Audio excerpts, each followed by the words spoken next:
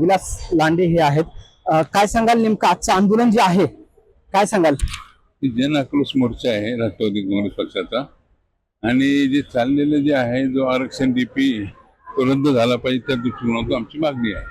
असं नाही का जे चेरोलीचा जो हे डीप होता तो आमदार मोहिश लांडेंनी क्षणामध्ये तो रद्द करायला लावलेला आहे. तुम्हाला रस्त्यावरती डीपी आणि टीपी मध्ये फरक आहे की नगरविकास खात्याच्या ह्याच्यामध्ये जर पाहिलं तर डीपी हा आता झाला आणि टीपी अगोदर झाला, तर त्यामुळे त्यांच्या लक्षात आल्यानंतर डीपी हा टीपी पेक्षा मोठा आहे, त्यामुळे तो त्याच्यामध्ये नव्हता. त्या इराद्यामध्ये तो टीपी मुख्यमंत्र्यांनी रद्द केला आणि डीपी त्या ठिकाणी, त्यासाठी हा जनाक्रोश मोर्चा आमचा आहे. आपण सत्तेमध्ये आहात तरी सुद्धा ही वेळ आपल्यावरती येते.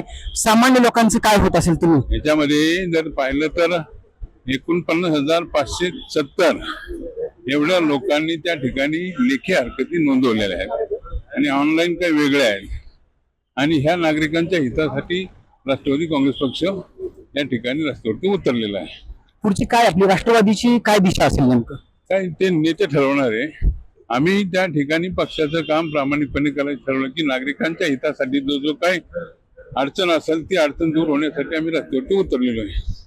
हे होते भोसरी विधानसभेचे प्रथम माजी आमदार विलासजी लांडे यांनी सुद्धा सांगितलेलं आहे की पुढची दिशा जी असेल आंदोलनाची असेल किंवा जनाक्रोश पुढची जी काही दिशा असेल ती वरील नेते मंडळी जे असतील ते ठरवतील, त्याप्रमाणे आम्ही या ठिकाणी रस्त्यावर उतरत आहोत.